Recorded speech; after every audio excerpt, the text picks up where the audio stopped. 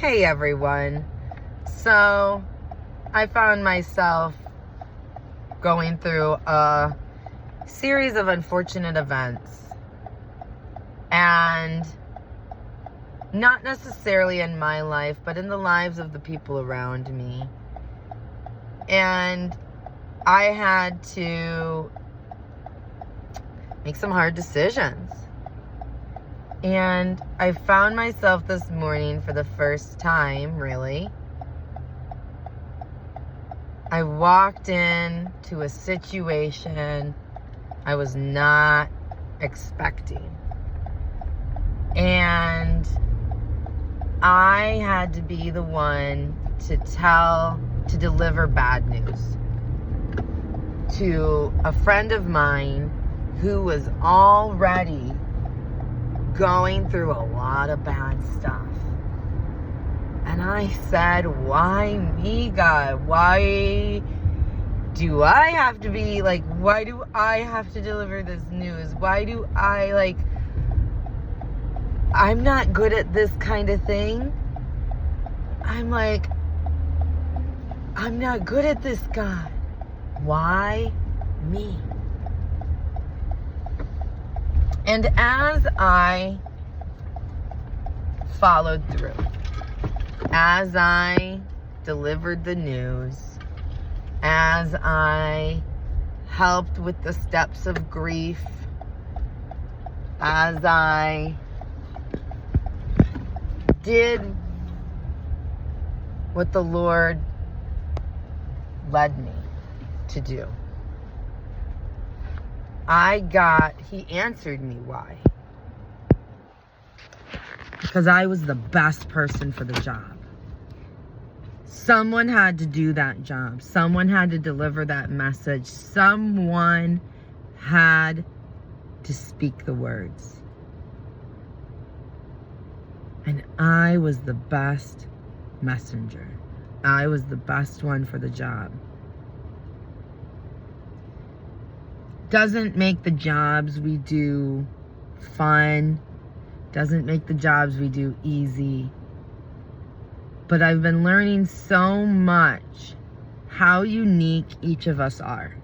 And that God has planned specific good works just for you that no one else can do, because no one else is you. Not because no one else has the ability to deliver the news. Not because nobody else has the ability to swing a hammer. Not because nobody else, but because you are you, that when you do it, it's so unique. And it helps people believe. And it's not that no one else could have done that, but the unique and beautiful way that you can do it is what will bring the faith to move mountains. And God told me, you are the best person for the job. And it made me realize, I was able to look back at the whole situation and see how God had set it all up. And all the clues were there. And I should have known what was coming. But I didn't think about it. But when the time came, I did the job I was lined up to do. Because it's who I am.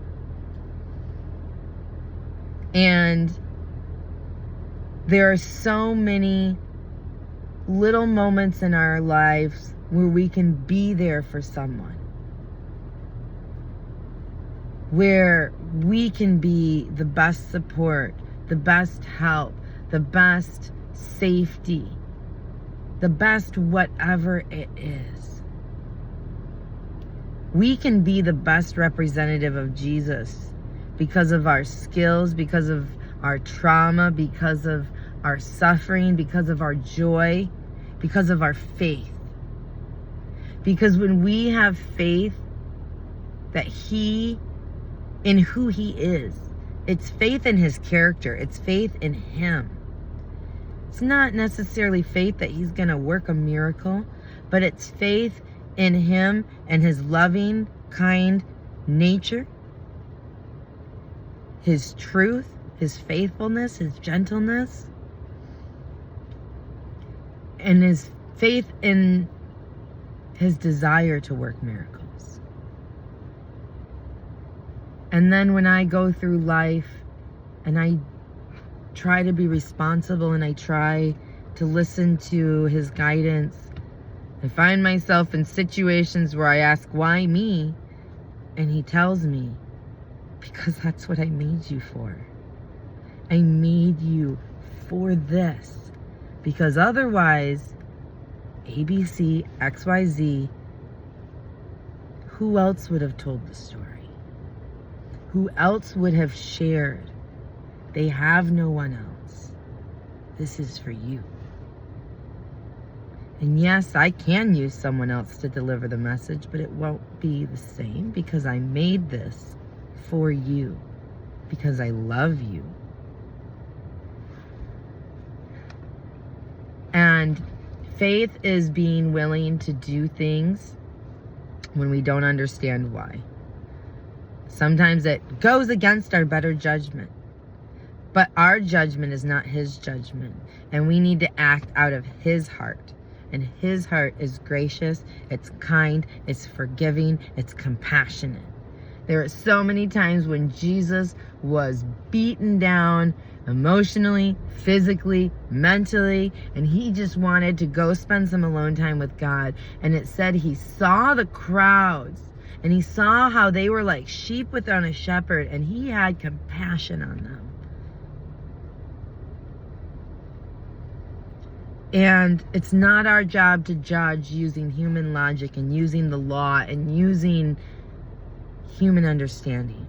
It's our job to act out of love, to act out of forgiveness, to act out of obedience to God's guidance and to that still small voice that whispers and convicts and reveals his way. So I guess the question is, where can you have faith today? Where can you look at the situation where some people would see a bad situation and be like, oh, why me? And grumble and complain. And where you can see it as an opportunity, as the good deed God has planned, because you are the only person who can do it without grumbling and complaining. Maybe you are the only person who can take the initiative and to show true love. Maybe you're the only person who has the self-control to do it in a kind way and in a loving way rather than a spiteful, bitter, angry, argumentative way. What abilities do you have because of the Holy Spirit living inside of you where you can do the why me thing out of humility, knowing that our God is greater, bigger, stronger, and wanting to work a moral miracle in the heart of someone watching your behavior? Are you willing to humble yourself so God can work in their heart? Because that's what it comes down to, I've realized. Us being willing to suffer so that someone else can see us suffering in a good attitude and a happy way, and they can be like, what is wrong with that person? And they'll ask you. And you say, oh, I got this friend, man. He did it for me, I do it for you. And I don't have to suffer to the cross, but maybe I'll change the toner at work for the 100th time when no one else does. Maybe I'll turn it into a game. Maybe I'll fill up the paper trays. Maybe I'll do this or that. The thing that everyone else avoids doing because they look down upon it. It's not my job, whatever excuses. And when you can step up and you can humble yourself, God can work a moral miracle in the lives of those around you because he put you there exactly for that. Turn it into a game in your head. Sometimes I be complaining in my head and I'm like, Lord, I don't want to be complaining, but like, and he's like, Catherine. And then we have this fun little exchange. So like, if you're willing to move, he can change your heart. He can change it. And He will, if you're willing to move. I love you guys. He loves you more. Get out there and do some good. And have a great day.